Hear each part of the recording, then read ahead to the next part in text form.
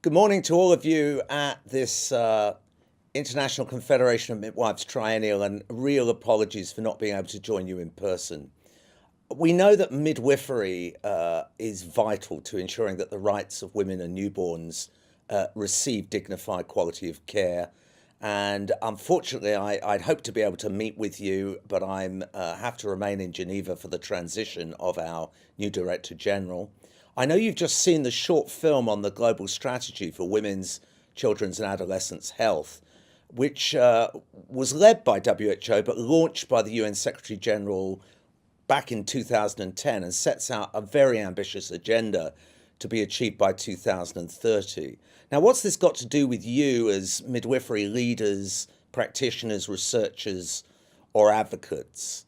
This picture of a woman in a hospital I know well in southern Nepal really tells the whole story and why it's so important to have midwifery to bring hygiene, respect, skills, and everything to make her life much better. And you're absolutely essential in making this happen. Now, the global strategy set out 9 action points, and I just want to highlight why it's so important for midwives to be involved in all these areas.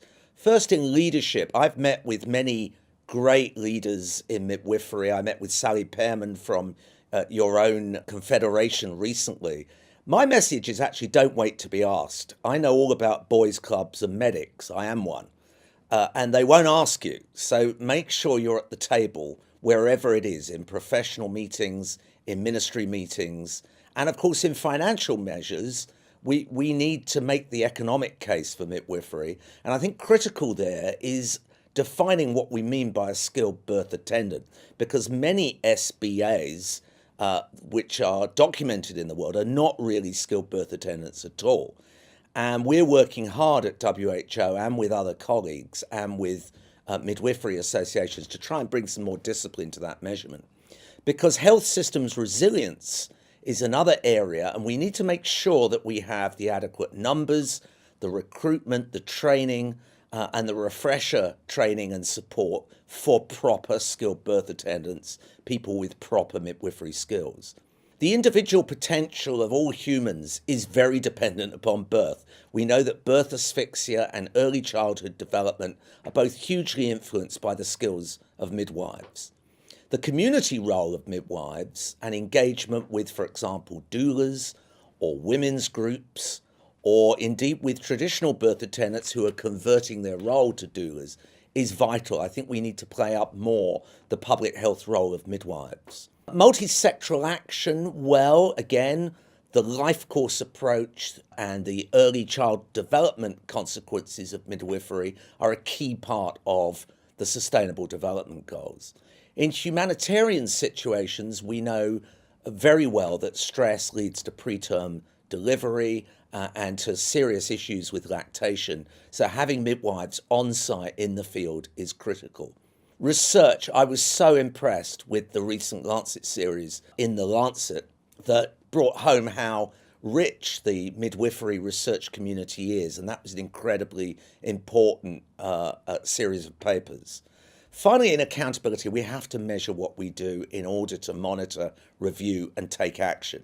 And measuring skilled birth attendants in detail to show where midwifery skills are present or absent is essential. Now, a couple of final things. At WHO, we've led a grand coalition on quality of care around childbirth in facilities. We've developed a whole series of detailed standards of care, which I recommend you download. They're freely available on the website, which drew hugely on the Lancet series of midwifery. And I do thank all of those people, who I'm sure most are at your conference, for their range of expertise. Remember that standards are not just about clinical skills. They're about the experience of care, which is central to the philosophy of midwifery. And our new global network with UNICEF and UNFPA coming together is called, appropriately, Quality, Equity, Dignity. And we emphasize dignity for very good reasons, that many women don't receive the respect that they deserve. And a key part of this is the development of national advocacy and mobilization strategies not just for quality of care generally, but specifically for midwifery. So this is already involving professional associations, national midwifery associations, academics, members of civil society, and of course the ICM. And it does include the private sector. And of great importance are the roles of chief government nursing and midwifery officers who have to be involved in all health sector planning, especially around universal health coverage. So please do engage in this network in whichever country you find yourself working in. Midwives are absolutely essential. I'm sure you're going to have a fantastic symposium and all through this Congress. And on behalf of Dr. Tedros, our new Director General, I know that he shares my view that nursing and midwifery have been underrepresented at WHO, and we'll do all we can to strengthen your voice and power in the coming years. Have a fantastic time.